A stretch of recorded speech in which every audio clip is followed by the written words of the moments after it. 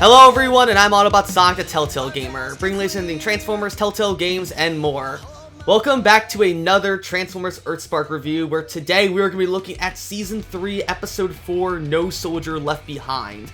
So, after two sort of mediocre filler episodes, I am happy to say that for the rest of Season 3, it is a huge improvement. Not only is it these next 4 episodes probably some of the best in Season 3, I'd argue that these are some of the best episodes EarthSpark has had ever since Season 1. These last 4 episodes of Season 3 are just absolutely incredible from start to finish, and very few things are wrong with them in these. And to start off, we got this episode with Episode 4, No Soldier Left Behind, which finally, after nearly a year and a half since his design got leaked, we finally get to see Prowl in EarthSpark, and man, does his first episode not disappoint at all.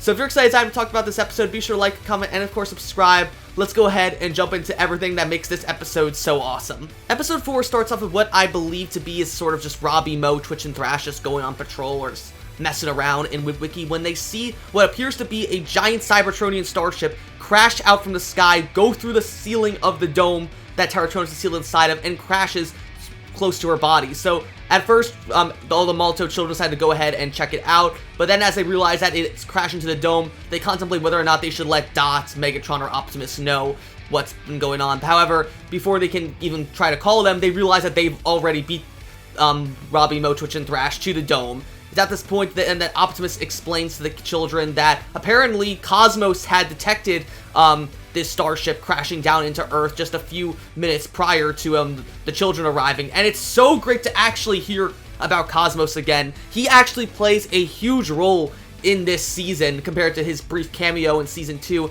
And I'm glad that Cosmos is actually sticking around, because you think after like finding an Autobot that has been kept as a attraction ride for a human criminal for like the past almost 15 years, you'd think that Optimus would want to get in touch with Cosmos at some point, but considering he never showed up again in Season 2 after his debut episode, I was starting to think maybe he would receive the Tarantulas effect, essentially, and just never be mentioned again.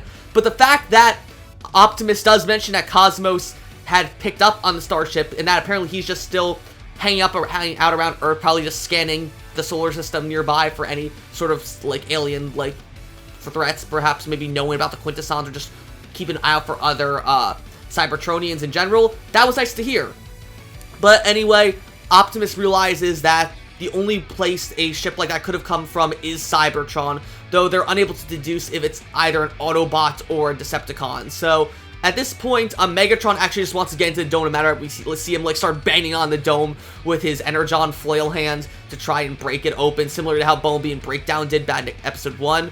But then Optimus sort of tells Megatron to stop it, and that rushing in won't do any good, and that they need to instead formulate a plan to try and break in. However, that of course is when Mo reveals to all of them that just like she did with Bumblebee and Thrash back in Episode 1, she can use her cyber sleeve to create a hole in the dome big enough for all of them to go through. And I love this little bit here where all of them just look so shocked, but then Dot turns to Twitch and Robbie asking like, okay, when was anyone going to tell me that you guys snuck into the dome? And then Robbie and Twitch are like, hey, we didn't even know if that Mo could do this. We had no idea. And I think that's not only just a great callback to Episode 1 showing that yes, Mo did do that, but it's also cool that the fact that Robbie and Twitch were never even informed about that. And then Thrash even mentions here like, oh, like, well, how do you think we got you your comic book then? It's such a small attention to detail mentioning what happened back in Episode 1, but I like that instead of just everyone automatically knowing off screen that Mo can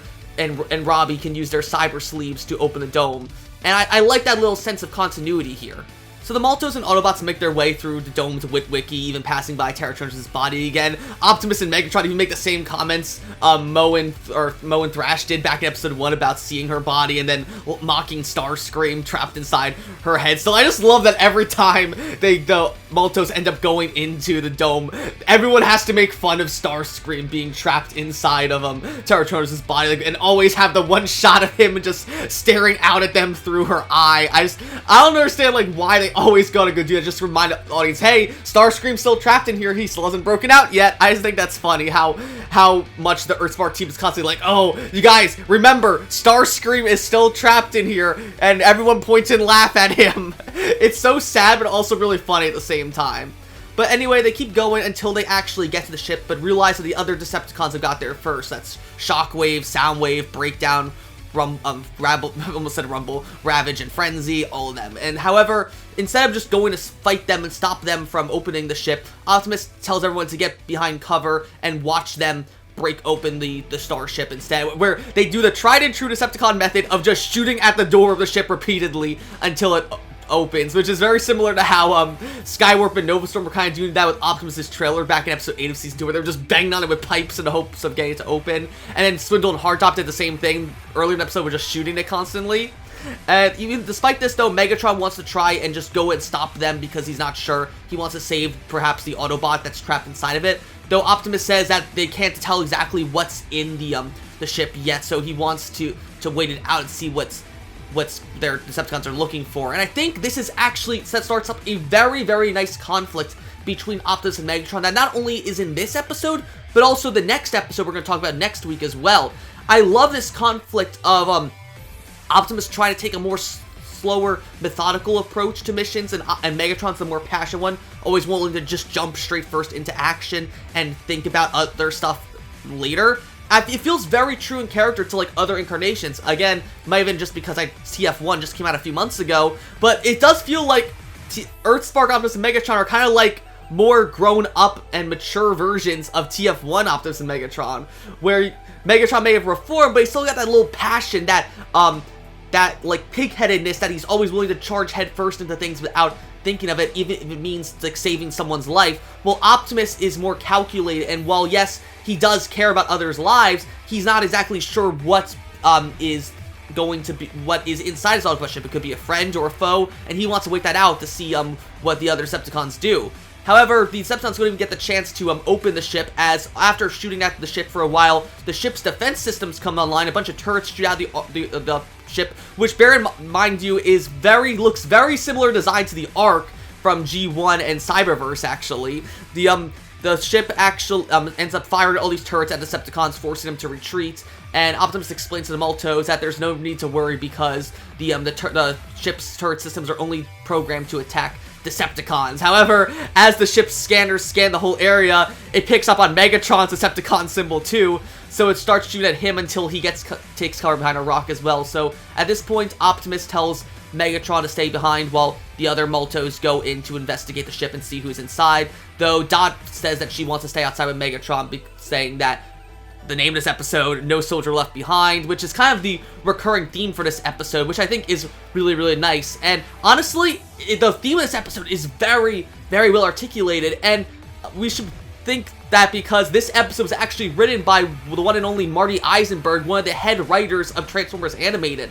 This is the only episode he's written for all of EarthSpark, but man, it is so good to see Marty Eisenberg writing more Transformers again. Again, I haven't watched all of Transformers Animated yet, but the few episodes of Animated that I have seen in recent years, I was a big fan of. So I'm excited to see how Marty takes his writing from Animated and brings that to EarthSpark here. That it really feels a lot more, shows how this episode is so good because of Marty Eisenberg's prior experience with the Transformers franchise through writing most of Animated. I really do like that. Optimus and the rest of the Maltos, except for Dot, then end up entering the Autobot ship, where they realize the inside of it is absolutely huge. Thrash notices a bunch of different, like, stasis pods collected on different shelves in the corners of the ship, and it honestly looks very similar to how the Ark looked back in Cyberverse. Like, if you remember in the flashbacks in Season 1, where we would see, like, Bumblebee and Grimlock hanging out in the Ark before Bumblebee fell out and lost his memories at the start of Season 1.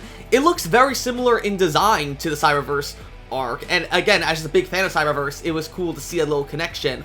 So Thrash then asks why all the pods are empty when Optimus explains that this is an Autobot's troop transport, which Optimus is confused by as well, until he sees the pilot of the ship. And, well, at first they are cloaked in shadow, they step out, revealing themselves to be none other than Prowl. And finally, oh, I cannot tell you how good it is to finally see Prowl properly in EarthSpark. And man, his introduction does not disappoint at all. We learned so much about Prowl's character just through this little introductory scene alone, but also just so cool to see him actually act in EarthSpark, because this is the first time we've seen Prowl as a main character in a Transformers cartoon in nearly, I want to say, 15 years since animated.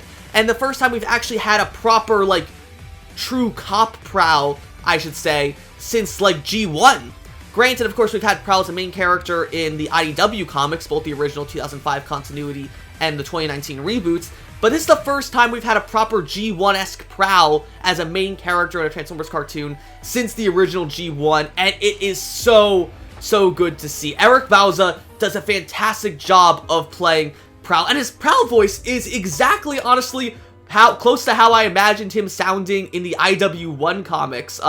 In case anyone didn't know, I always sort of imagined when reading the IW1 comics, Prowl was going to be voiced by Scott Porter, who you may recognize from my Telltale fans as Luke in The Walking Dead, Star-Lord in Guardians of the Galaxy, the Telltale series. He's actually going to come back to voice him for the upcoming Marvel Rivals game next month. Eric Bauza's Prowl voice sounds very similar to how I imagined Scott Porter sounding as Prowl, and he does an absolutely fantastic job. I love how Prowl and Optimus, like, immediately start acting all buddy-buddy with each other as soon as they meet up. They actually recreate that famous Predator, like, scene, that the one that's, like, Arnold Schwarzenegger with co-owners, and they go, like, "You son of a bitch!" And then they clasp hands and they start, like, flexing. It even does, like, the same camera angles as the Predator movie, too, and I absolutely love that.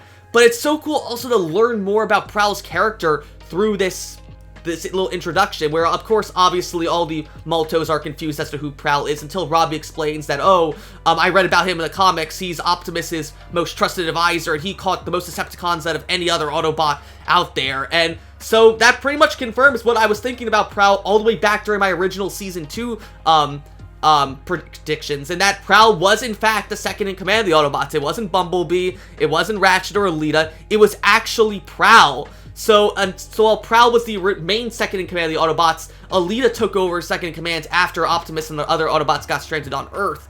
But it is so cool to actually see Prowl and Optimus be on such good terms with each other. Very reminiscent, actually, of the G1 cartoon, where just in that, Prowl was one of Optimus's highest lieutenants in that as well. And I also love here, we finally get more info on just the broader world of EarthSpark with this introduction of Prowl. So, of course, Prowl reveals to Optimus that he has come from Cybertron to find him, and Optimus, of course, asks the question we, as EarthSpark fans, have been asking for 2 years now since EarthSpark came out. Oh, I also forgot to mention, as I'm recording this on November 12th, it is officially the 2-year anniversary of EarthSpark Season 1A, so happy 2 years old, happy second birthday, EarthSpark. But anyway, Optimus asks Prowl what we've all been dying to know for years. Is Cybertron still alive? What's the status of Cybertron? What's going on up there? And it is a huge lore bomb that Prowl gives here. So Prowl reveals that after the Transformers War ended 15 years ago, Cybertron has pretty much actually still alive and instigated a sort of ceasefire of sorts between Autobots and Decepticons, where the Autobots and Decepticons agreed to a tentative ceasefire and tried to start rebuilding Cybertron after the war ended, with the fact that no one knew what happened to Optimus and Megatron on Earth. So they thought the best course of action was to just focus on stopping hostilities and doing a ceasefire to repair Cybertron. However, Prowl does mention, though, despite the attempts at a ceasefire from both Autobots and Decepticons, some small pockets of Decepticons are still causing trouble on Cybertron, causing small skirmishes over the past several years. And so to stop this, Prowl took a ship to exploring the galaxy to try and find Optimus and the other Autobots in hopes of bringing them all back to Cybertron so they could properly end all the fighting on Cybertron. And he reveals that since the Space Prince was destroyed back when the war ended, he had no way of finding out how to get to Earth. The only way he was able to actually was by finding a huge source of prime power energy that emanated from Earth. And then Twitch mentions that this could have either been caused by the Ember Stone reviving everyone at the end of Season 1, or perhaps due to all the Chaos energy brought about by Starscream and Terratronus in the Season 2 finale.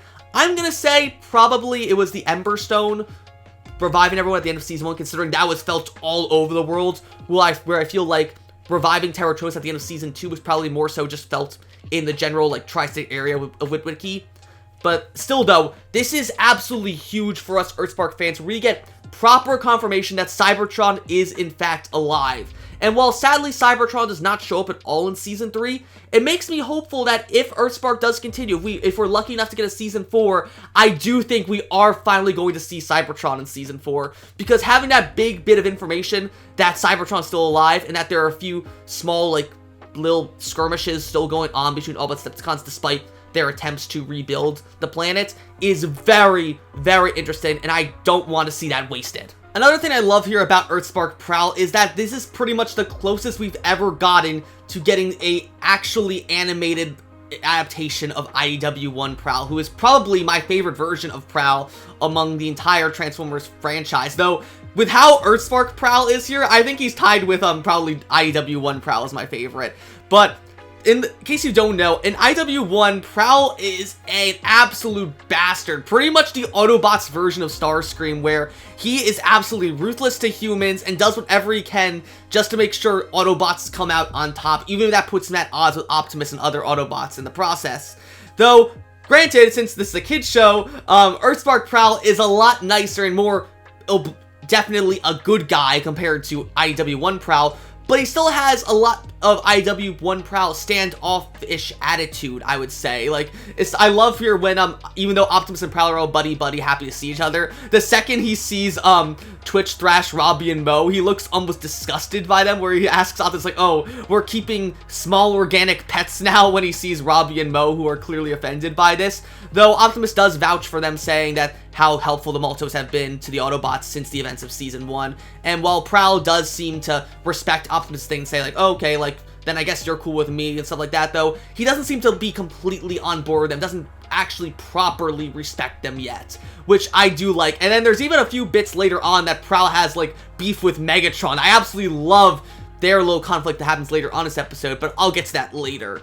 Anyway, though, then, Optimus asks Prowl why he's so concerned about protecting, the Autobot starship if there's no other Autobots here inside, and Prowl explains that is because he brought a very special and powerful Cybertronian relic with him because he wasn't sure of how serious a threat would be on Earth, and he reveals this to Optimus and the other Maltos by opening this pod that reveals a relic called the Spark Regenerator Key, which, according to Optimus and Prowl, has the ability to revive any dead Transformer, essentially. And as soon as I saw this, I was thinking, oh, is this how they're going to revive Spitfire and Aftermath? Because, for those who don't remember, back in my, leak video on EarthSpark Season 3, it was sort of indirectly confirmed through, a press release by Paramount that Spitfire and Aftermath would potentially be coming back in this, season. So as soon as I saw the key, I'm like, oh my god, this is how they're gonna revive Spitfire and Aftermath. I really hope so, please. But anyway, yeah, this Spark Regenerator Key is very, very important to the story of EarthSpark Season 3. And so Prowl explains that this is one of the most powerful Cybertronian relics, and even if the Autobot ship is empty, he can't let the Decepticons get the ship because then they would have this key and who knows what they could do with it. However, before they can discuss it further, though, Prowl picks up on the ship's defense signals. Megatron is outside, and considering Prowl doesn't know that Megatron's a good guy now, he believes Megatron is trying to break into the ship as well, so he runs out to defend it, not realizing that he's on their side now. So Optimus and the Maltos run out to try and stop Prowl from attacking Megatron, who very humorously is actually, like, holding up Ravage because she was apparently spying on the Autobots to try and figure out what was inside the ship as well. But he's just holding Ravage up by her tail, like, really painfully, and I want to, like, tell Megatron, like, no, stop, you're hurting her, because it just looks so wrong the way Megatron is just holding Ravage up by her tail. Though it is funny here, Dot makes a really funny quip here when she's holding Ravage up at gunpoint, where she tells Ravage, oh, stop screaming, you're gonna see what Curiosity did to the cat. That made me chuckle a little bit, just because I just really liked that one. But anyway, before Dot can even try and shoot Ravage, Prowl comes out and tackles Megatron, thinking that he's trying to break in as well. And so him and Megatron get into a little fight, and that gives Ravage time to escape as well. After that, though, Optimus does explain to Prowl that Megatron is technically an honorary Autobot now, and that there's no need to fight him, though Prowl doesn't seem to believe that, thinking that, oh, it's Megatron, he'll never change. But Megatron then explains to Optimus that he's willing to put like be on amicable terms with Prowl, though Prowl does taunt Megatron a bit, saying that like, oh, well, Megatron says to Prowl, like, oh yeah, I can forgive him for believing I'm still a Decepticon, but he's got to earn my forgiveness for everything he did to my fellow Decepticons back during the war.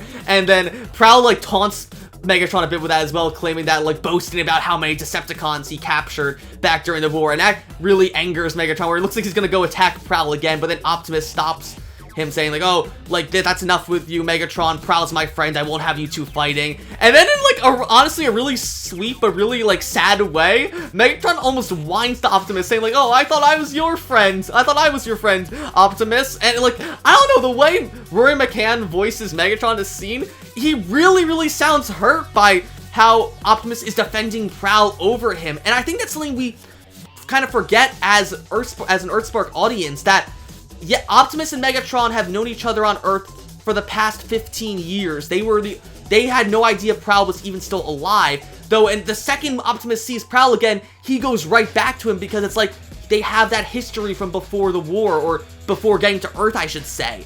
So it's cool to see that Megatron almost feels hurt by the fact that Optimus is siding more with Prowl here over him, despite the fact that he and Optimus have been through so much over the past 2 seasons of EarthSpark, and even before that, after the war ended, 15 years prior to the show starting.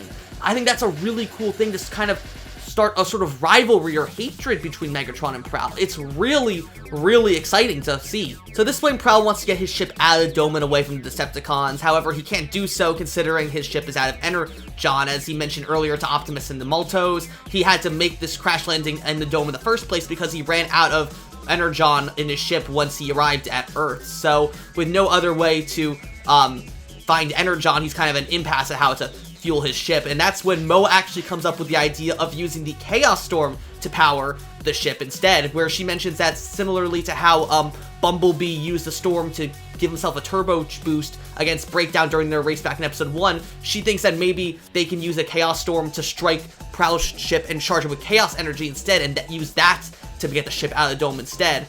So to do this, Megatron actually plans on flying Robbie, Mo, Twitch, Thrash, and Dot up to the top of Terratrona's body to basically use her body as a lightning rod of sorts, and then Robbie and Mo create these like cyber jumper cables from their cyber suits that they connect to Prowl's ship, and then use it to go all the way up to Terratrona's body to basically they'll strike themselves with lightning, filling themselves with chaos energy, and transfer that energy through their jumper cables so that it into Prowl's ship and charge it up. However, as they're making their way up to Terratrona's body, a stray lightning bolt does end up hitting Megatron, causing him to go crazy and like transform out, causing everyone to fall down, though he manages to catch everyone and cushion their fall as they land. So at this point, with Megatron indisposed of, Dot offers to stay behind with him, while Robbie, Mo, Twitch, and Thrash end up continuing up to the Terratrona's body all on their own. And to do that, they actually end up cyber syncing again, like we saw them do back in episodes 4 and 5 of season 2. I'm so glad that they're actually doing cyber syncing more in this season, because I was really concerned that cyber syncing was just going to be a gimmick back in season 2, that they only did that because the toys do that.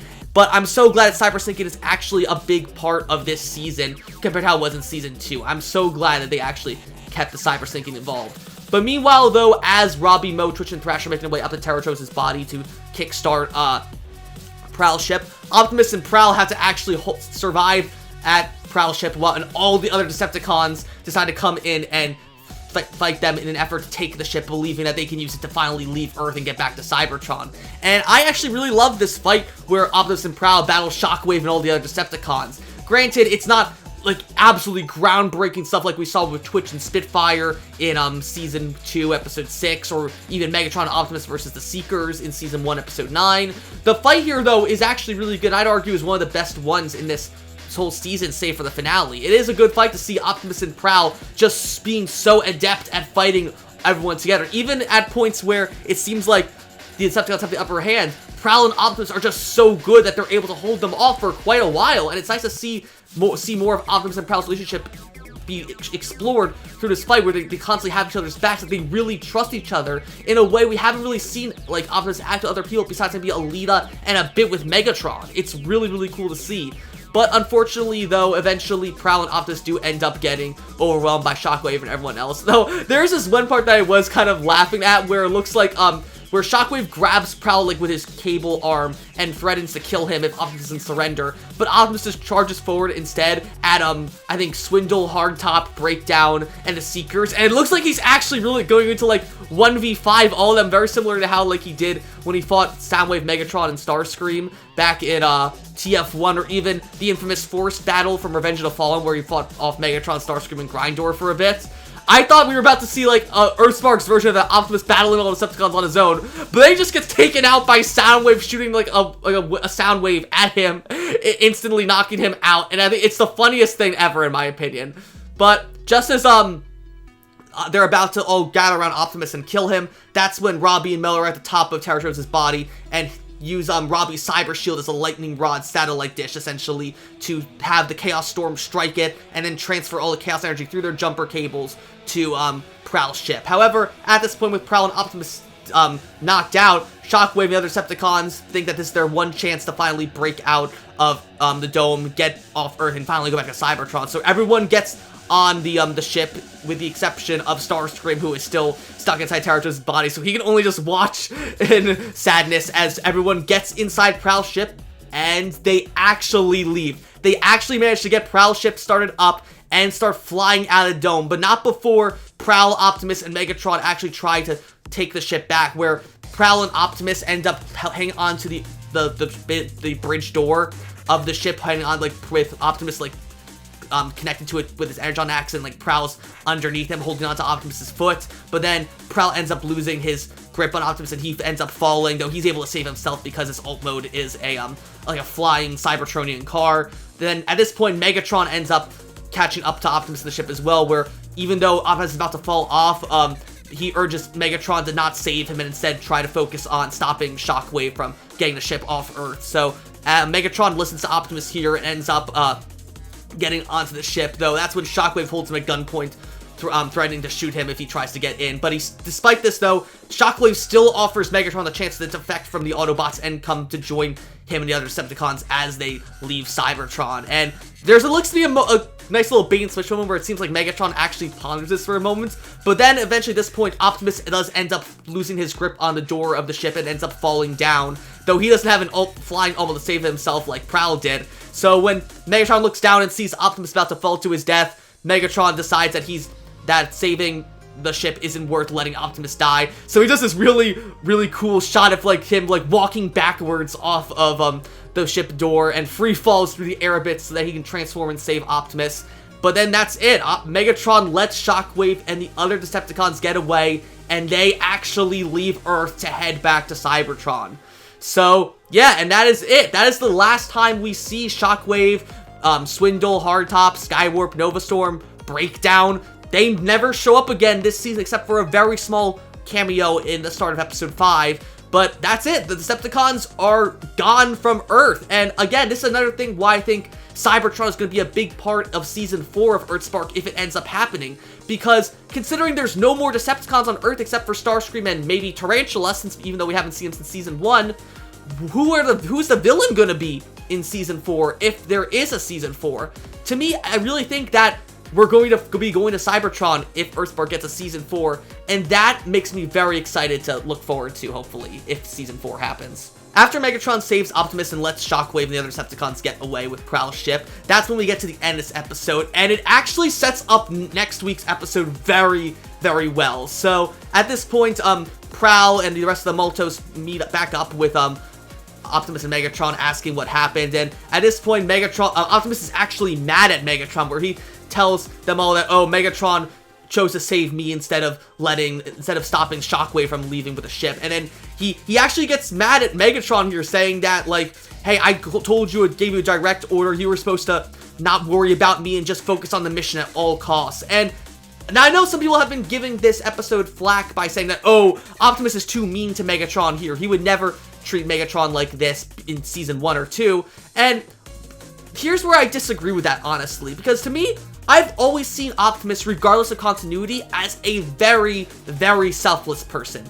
Sure, he cares about his other fellow Autobots more than anything, but that's the thing. he doesn't really have any sort of sense of self-preservation. He's always willing to sacrifice himself if it means it will result in the mission succeeding or saving another Autobot or innocent being's life. He's just that selfless. And I think Optimus's argument here with Megatron drives that point across, where he really feels like his life wasn't worth saving at the cost of losing the spark regenerator key and their only chance back to Cybertron.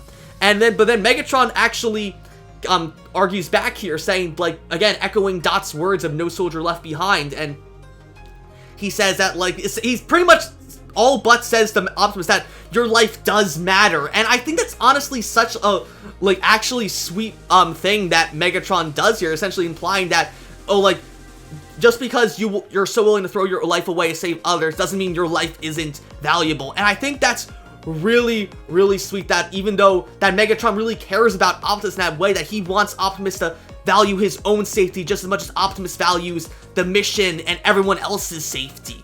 That's such a nice message. But of course, Megatron is still really angry at Optimus for snapping at him in this moment, so he ends up just leaving the group on his own. And this will come into play in a very big way in episode 5 that I'm excited to talk about later on. But anyway, the episode then ends shortly after that with Prowl lamenting the loss of the spark regenerator key. But that's when Mo reveals at the very last second in this episode that before they all left the Prowl ship to go stop Megatron from in Ravage, Mo actually stole the spark regenerator key from the ship, claiming that she thought it would be safer with her instead of just studying the ship.